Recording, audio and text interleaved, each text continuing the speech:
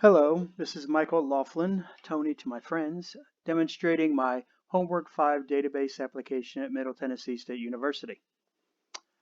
I begin the program with a connection string that is specific to the database under my username at MTSU. I created that database prior to this demonstration. I then declare 4 variables. The first 2 are used to get input from the user. The third stores the part number that the user will be interested in for one of the queries, and the last stores the query itself. I then create a do-while loop for the menu with choices listed as required by the homework. I added a 6th option to reset the database back to default values. I found this option useful while testing the program and decided to leave it in.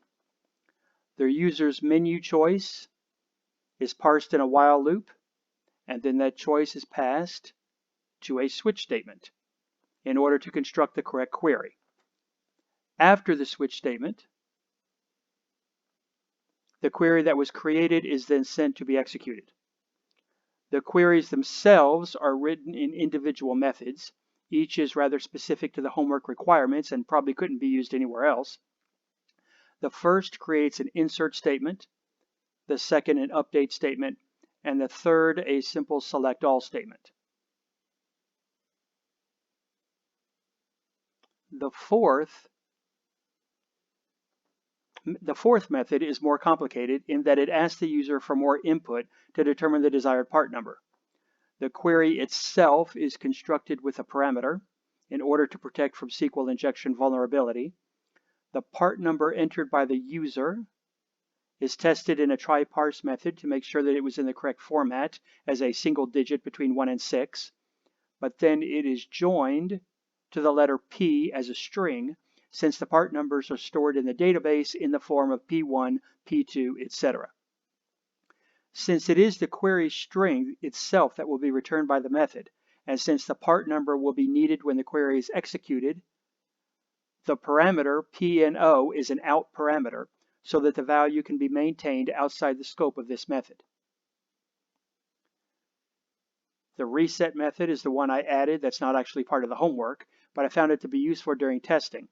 It simply creates a large query statement that removes all the data from the database and then repopulates the tables with the default data used in class. The last method is the one that executes whichever query was created. I use a flag to indicate if the column names need to be printed first, and then inside a using statement to protect resources, I create the connection to the database. I then create the SQL query itself and input the part number as a parameter in case that it's needed. Inside a try block, I open the connection to the database and execute the query. If the query returns data from the database, that information is printed in this while loop. Either way, it reports that the query itself was executed successfully. If the query cannot be executed successfully, the catch block reports that fact and any information returned by the system concerning the error. Regardless, the user is prompted to press enter and return to the main menu. Now to see the program in operation.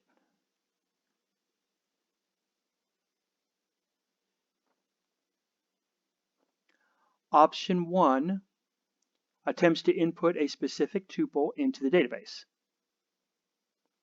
It succeeds. Attempting to do so again, however, causes a failure because that tuple is already there. In this case, we can use option 6 to reset the database, which then allows option 1 to work again. Option 2 attempts to insert a different tuple and will always fail because even the default data contains a tuple with the same primary key. Option 3 increases the status of each supplier by 10%. This can be more easily seen if we jump ahead to option 4 first. That option displays the information of all suppliers with column headings. It also shows their current status, which you'll notice is all nice round numbers ending in 0, conveniently.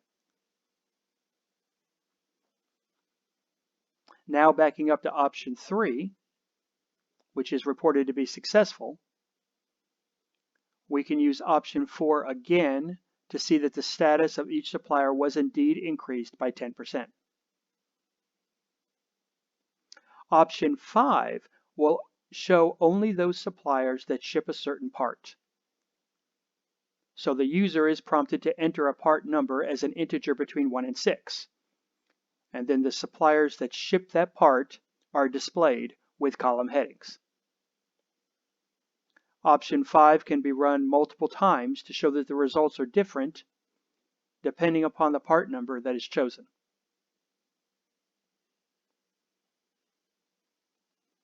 As shown earlier, option 6 simply resets the database, and option 7 terminates the program. Thank you for watching. This concludes the demonstration.